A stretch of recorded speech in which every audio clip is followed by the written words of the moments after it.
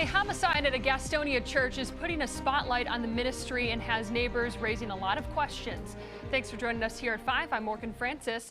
The county spokesperson says the address of the church has had more than 600 calls for service since January 1st. Queen City News anchor Derek Dellinger is live at the Gastonia Police Department. And Derek, that church is almost directly behind the police department, but that's not keeping any of the crime away, is it? No, it is not. In fact, 611 calls for service. That is the exact number that we got from the county today. And that's the exact number since the start of 2023. You have to keep in mind calls for service cover a lot of things: police, ambulance, fire. And we know at least 69 of those calls for service may have involved some sort of police response. Ever since Sunday, there has been a big spotlight on this church, and not over the message to the pews. It's going on outside. A lot has been happening. Sunday afternoon, it was the scene of a homicide. A man now facing first-degree murder charges in that case. But we wanted to know more. When we did the story on this Monday, we put in a request for more information on the amount of times authorities have been out here.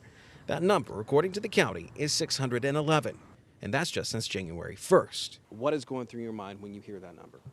Holy Holy Monica Cathy lives in the neighborhood, and when we came to her with that new information, 611 since January 1st, 2023. That's distasteful, that's disgraceful, that should be against the law. So what exactly has been happening here? We checked. Gastonia police reports show at least 69 instances where they have had to file a report: assaults, thefts, but for the most part, many of the cases were overdoses. Hope and Love Ministries resides here, and Queen City News has been reporting for months on efforts to keep the place in operation, despite fines for violating city ordinances and code. After this past weekend's homicide, Pastor Moses Colbert told us they are trying to clean up the area with plans to offer addiction help and classes to those that live on the property. I'm crying help, but the help is not coming. We need the help. The church has been credited with helping the city's homeless problem, but Colbert has stated that the city just wants the property because it's right behind the police department and across the street from the county jail and courthouse. Our land is so valuable to of course they want to shut us down so they can take the land and do whatever else they want to do with it.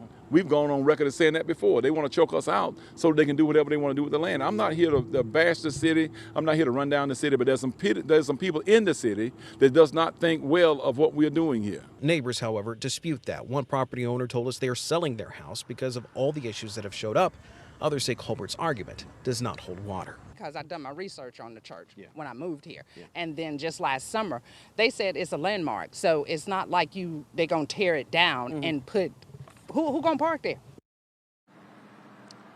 Now, we did send a number of questions to the city of Gastonia, and especially about some of the assertions that Pastor Moses Colbert made about the city wanting the property because it's right near the police department, and it's also right near a number of county offices. We have so far not heard back from the city of Gastonia. We will let you know when we do. For now, we are live in Gastonia. Derek Dellinger, Queen City News.